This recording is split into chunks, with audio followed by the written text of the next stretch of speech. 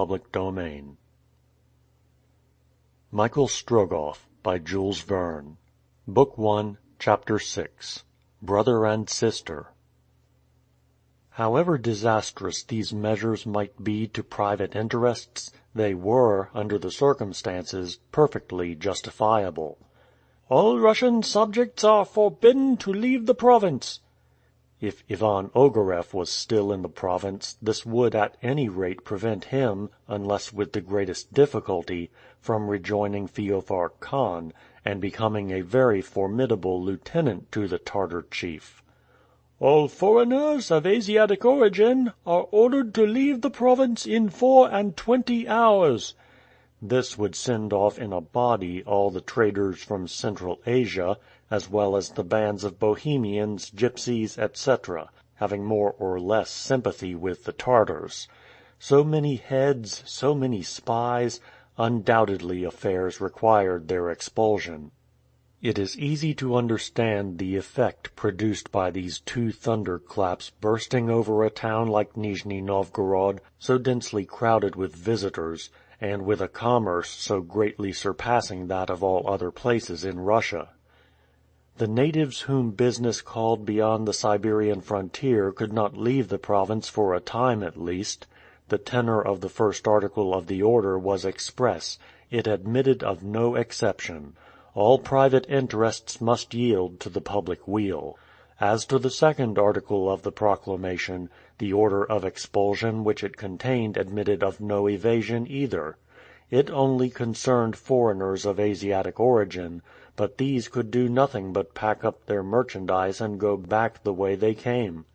As to the mountebanks, of which there were a considerable number, they had nearly 1,000 versts to go before they could reach the nearest frontier. For them it was simply misery. At first there rose against this unusual measure a murmur of protestation, a cry of despair, but this was quickly suppressed by the presence of the Cossacks and agents of police.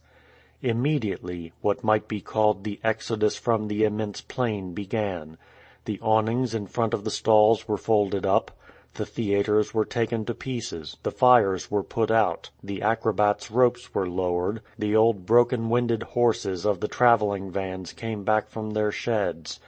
Agents and soldiers with whip or stick stimulated the tardy ones, and made nothing of pulling down the tents even before the poor Bohemians had left them.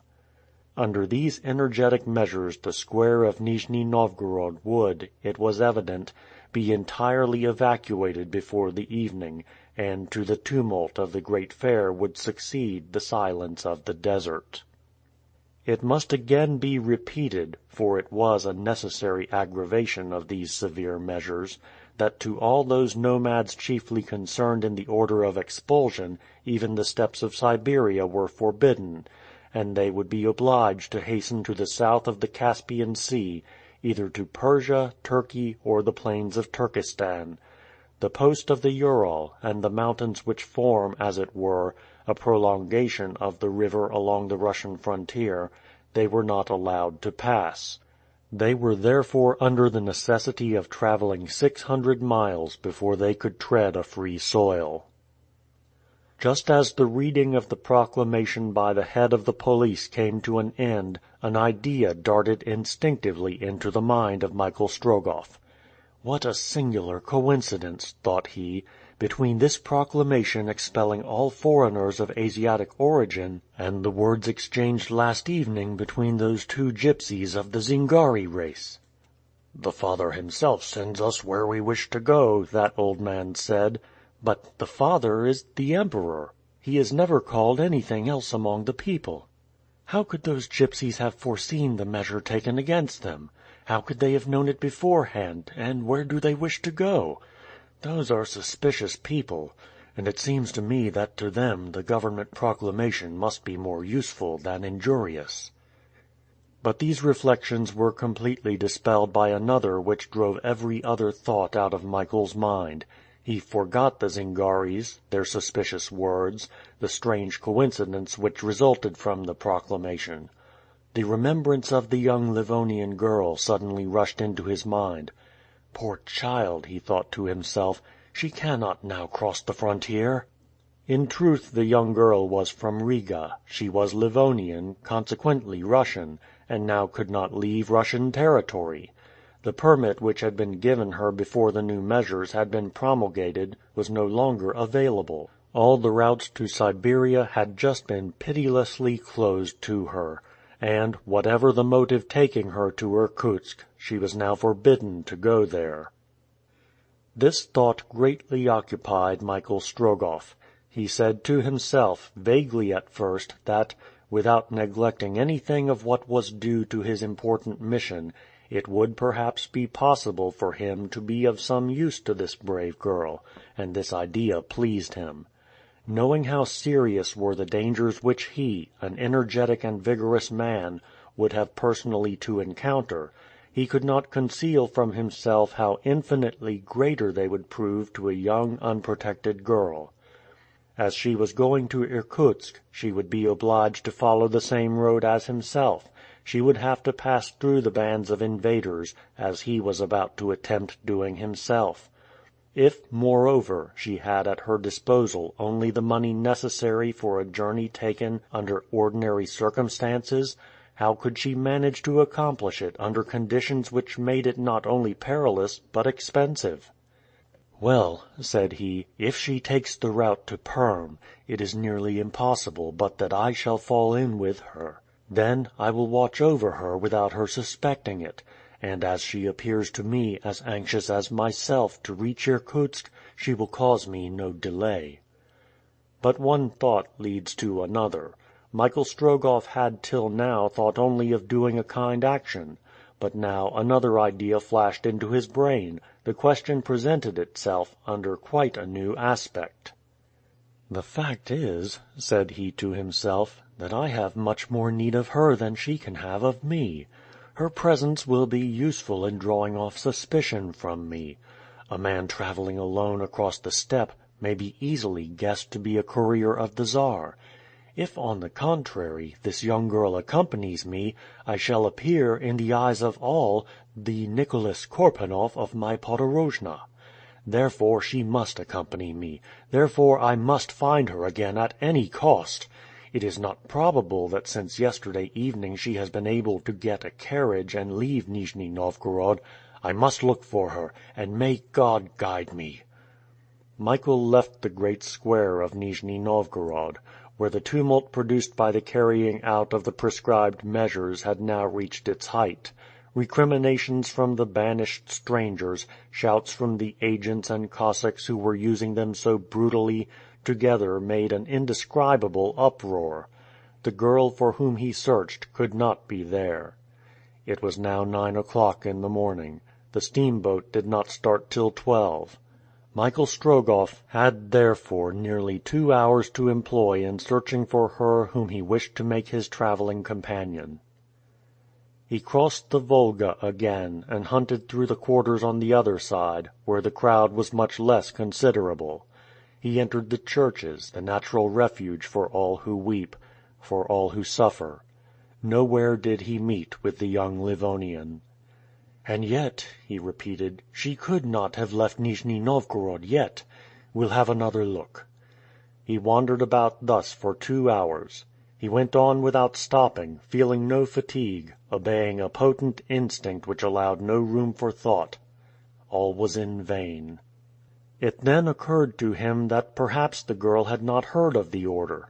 Though this was improbable enough, for such a thunderclap could not have burst without being heard by all. Evidently interested in knowing the smallest news from Siberia, how could she be ignorant of the measures taken by the governor, measures which concerned her so directly? But, if she was ignorant of it, she would come in an hour to the quay, and there some merciless agent would refuse her a passage. At any cost he must see her beforehand, and enable her to avoid such a repulse. But all his endeavors were in vain, and he at last almost despaired of finding her again. It was 11 o'clock, and Michael thought of presenting his podorojna at the office of the head of police.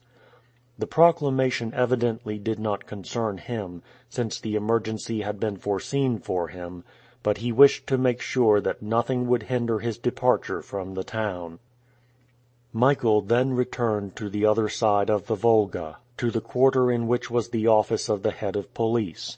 An immense crowd was collected there, for though all foreigners were ordered to quit the province, they had, notwithstanding, to go through certain forms before they could depart.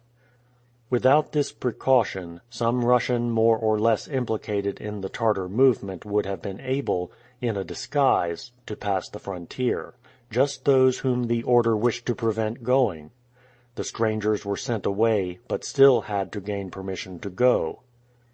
Mountebanks, gypsies, Tsiganes, Zingaris, mingled with merchants from Persia, Turkey, India, Turkestan, China, filled the court and offices of the police station.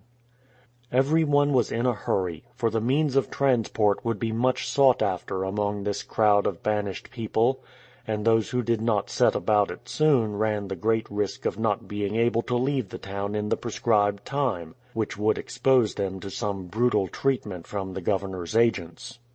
Owing to the strength of his elbows, Michael was able to cross the court. But to get into the office and up to the clerk's little window was a much more difficult business.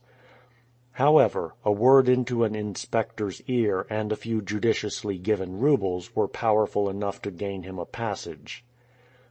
The man, after taking him into the waiting room, went to call an upper clerk. Michael Strogoff would not be long in making everything right with the police and being free in his movements. While waiting, he looked about him, and what did he see? There, fallen, rather than seated, on a bench, was a girl, prey to a silent despair, although her face could scarcely be seen, the profile alone being visible against the wall. Michael Strogoff could not be mistaken. He instantly recognized the young Livonian. Not knowing the governor's orders, she had come to the police office to get her pass signed. They had refused to sign it.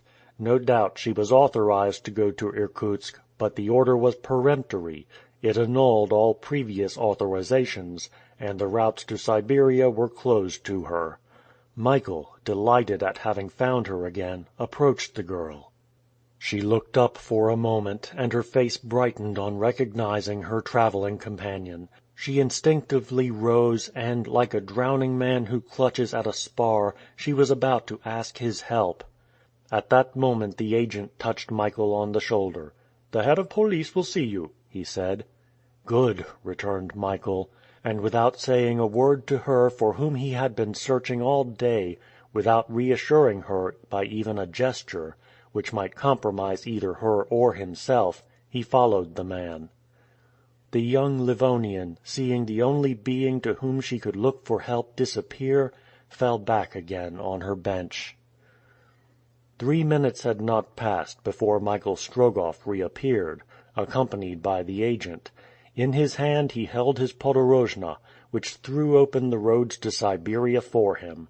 He again approached the young Livonian, and holding out his hand, "Sister," said he.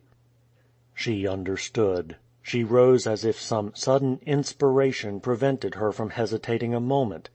"Sister," repeated Michael Strogoff, "we are authorized to continue our journey to Irkutsk. Will you come with me?" "I will follow you, brother," replied the girl, putting her hand into that of Michael Strogoff. And together they left the police station. End of Book 1, Chapter 6.